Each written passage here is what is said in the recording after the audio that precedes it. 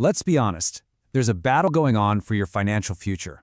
On one side, you have the constant whisper of fast money, of getting rich quick. And on the other, you have the harsh reality of how markets actually work. They go up and down. Our goal here is simple: to help you deprogram that get-rich-quick impulse and install a disciplined, long-term system for building real, lasting wealth. Let's get started. Here's how we're going to break this down. First, we'll look at the powerful psychological pull of fear and greed. Then, we're going to dissect a bear market, but we're going to use cold, hard data, not emotion. After that, we'll dive into why our own brains are basically hardwired to make expensive mistakes. And finally, we'll reveal the single most powerful tool you have to fight back.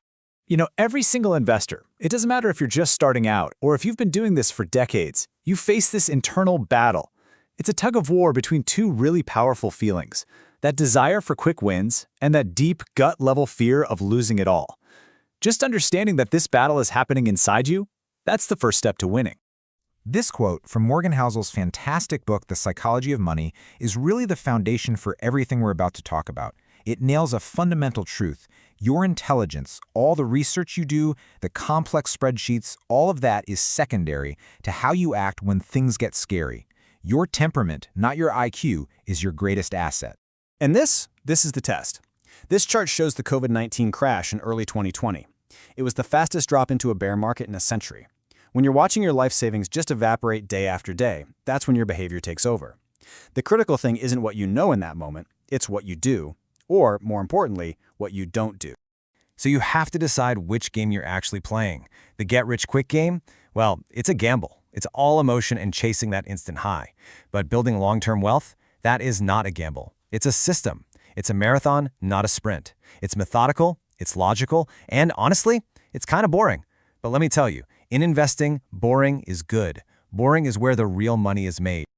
All right, now we're going to face the thing that creates the most fear: the bear market. But we're not going to do it with opinions or wild predictions. We're going to use historical data to look this so-called monster right in the eye and see it for what it really is. So what is a bear market?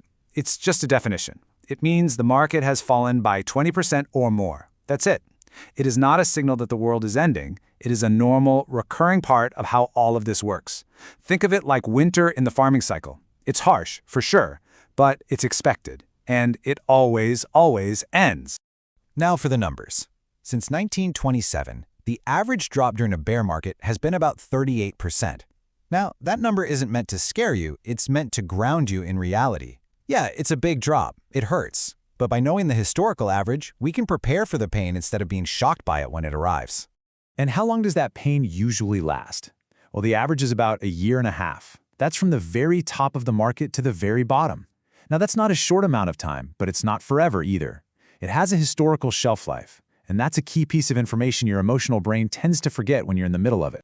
This one is so important because it shows you how regular these things are. On average, over the last 90 years, a bear market shows up about every 6 years. See, they aren't some rare, once-in-a-lifetime catastrophe. They are a feature of the system, not a bug. Expecting to invest for decades without ever seeing one is like hoping to run a marathon without any hills. They're just part of the course. Okay, so this slide puts it all together. You see the average drop, minus 38%. You see the average length, 1.5 years. But now look at that third bar, the average recovery. Historically, the markets have not only recovered their losses, but they've gone on to reach brand new highs. The system works, but only for those who are patient enough to let it work. So let's be perfectly clear. The takeaway from all this data is actually pretty simple.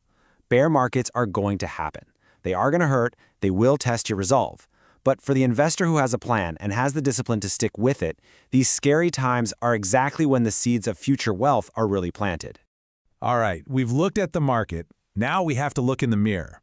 The data is clear, so why do so many smart people panic and sell at the worst possible time? Well, the problem isn't with the market, it's with us. It's in our own minds. Our brains have these biases that just work against us. This is such a powerful idea. The handful of years you've personally been investing, that feels like the only reality, right? If you started during a crash, you might be way too fearful. If you started during a huge bull market, you might be way too confident. We tend to forget that there is a vast amount of market history that happened completely outside of our own little sliver of experience. Our brains love straight lines. You put in 1 unit of effort, you get 1 unit of result back. But that's not how real wealth is built. It's built by compounding, where your growth starts building on top of previous growth. It creates this exponential curve that's really hard for our brains to fully appreciate until it goes almost vertical, usually decades down the road. Think about this for a second.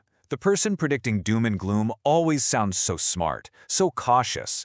The optimist, on the other hand, can sound kind of naive, right? Like a salesperson.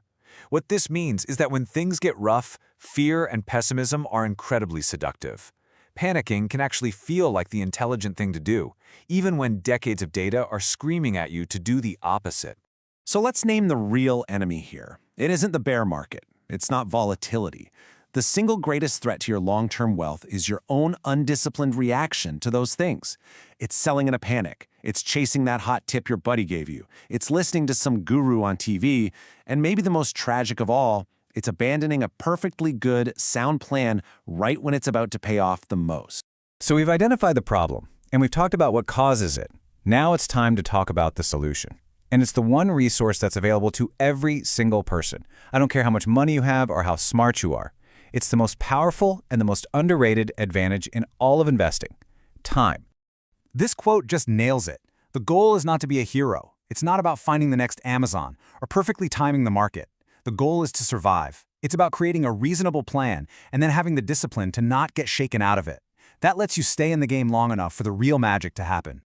This is a huge mental shift, so I want you to really let this one sink in. When the market drops 20%, you haven't been fined. You haven't done anything wrong. You have just paid the price of admission. Volatility is the fee the market charges for the opportunity to earn those incredible long-term returns. If you're not willing to pay that fee, you don't get to enjoy the ride. So what does this discipline system look like in the real world? It's actually really simple. First, you create a plan before the storm hits. Second, you automate your investments into broad, low-cost index funds so that your emotions are taken out of the driver's seat. Third, you live with a high savings rate to give yourself a cushion. And fourth, you have the patience to do nothing and let time and compounding do all the heavy lifting for you for decades. And if you need proof, just look at the most successful investor of all time. We all admire Warren Buffett for his skill, but his real superpower is time. The man started investing when he was a kid. His secret isn't just being a good investor. It's being a good investor for an unbelievably long period of time. That's how compounding works its wonders. Now look at that number. Just really look at it. More than 96% of his entire net worth was accumulated after he was old enough to collect Social Security. His wealth didn't grow in a straight line. It was an exponential curve that went practically vertical at the very end. That is the jaw-dropping, counterintuitive power of compounding when you give it enough time. So we'll end with this question for you to think about. Building wealth isn't free. The market demands a payment, and that payment is having to endure the fear, the uncertainty, and the regret without panicking. It's about accepting that volatility is just a normal part of the process. The historical data is perfectly clear. Those who are willing to pay this fee are handsomely rewarded over time. The only question left is, are you willing to pay it?